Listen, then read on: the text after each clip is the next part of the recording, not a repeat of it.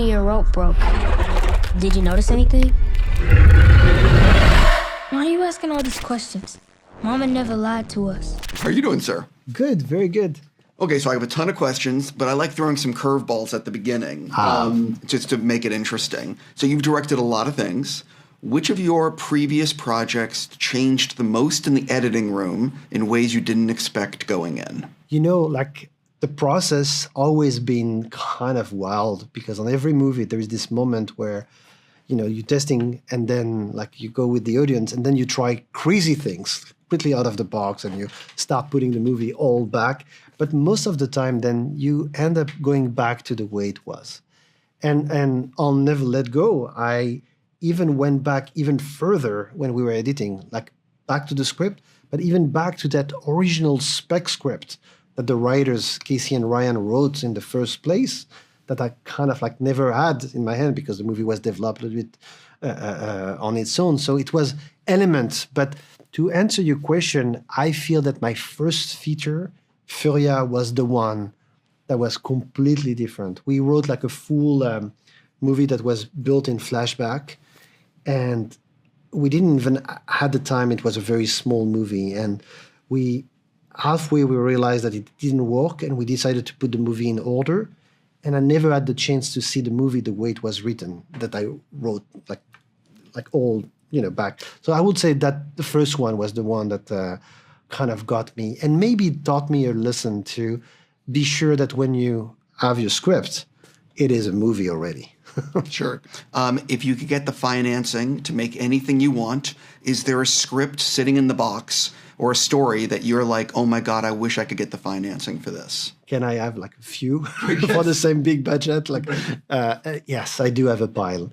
I do have a pile of scripts that are like, that I fell in love with at some point, that I developed, that I wrote for a long time, that I keep because I always think that maybe one day, maybe we will, make it happen. There's this dream project based on that Japanese anime and a manga called Cobra the Space Pirate that we tried to do for a very long time. That was very expensive. That was kind of like Guardian of the Galaxy before Guardian of the Galaxy. And yeah, I mean, I guess that will be the one. There is, I love creatures movie, and I'll also dream about like a giant spider apocalypse thing. That would be good. Jumping into why I get to talk to you. What was it about this material that said, like, I need to make this?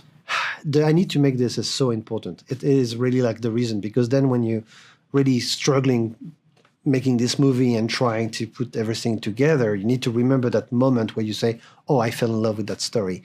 And I remember reading Casey and Ryan's script the first time, and it was kind of like what I really loved was the voice, their tone, the way they wrote the script, the way they wrote the dialogue, the way they managed to create like a real fairy tale that goes beyond entertainment, the way fairy tale used to be, back in the day. They're like psychological tool to understand who we are. And I think it's all the layers about the, what it is to be like a child looking up at your parents and trusting your parents or not, or the opposite of being a parent and not overprotecting. And that type of more psychological fear that was staying with you at the end of the read of the script. That was really like what, kind of got me like, oh, I have to do this one. One of the things about this film is you need to decide where and when, like in any movie, you're going to give the audience information. So how was it, figuring that out? Like, when do I want to put the audience on this path? And when do I want to put the audience on this path? It was a tricky journey because we had a lot of material. And I remember the first cut we had as little information possible. And we try it just to see what the audience will get from it. And they didn't get much.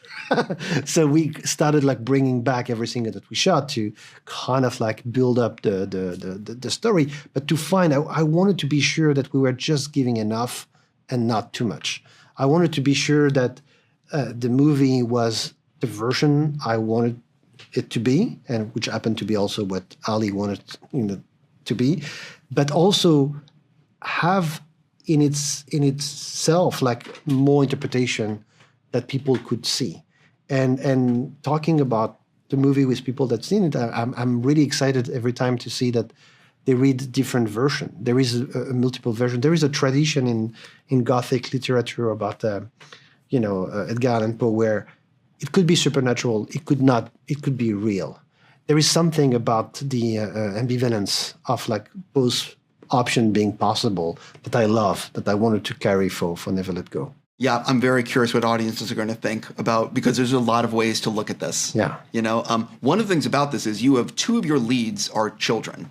And the thing about children is you have very limited working hours. Mm-hmm. So what was it actually like making this when you have, like, I don't know what the hours is, 6 hours or whatever.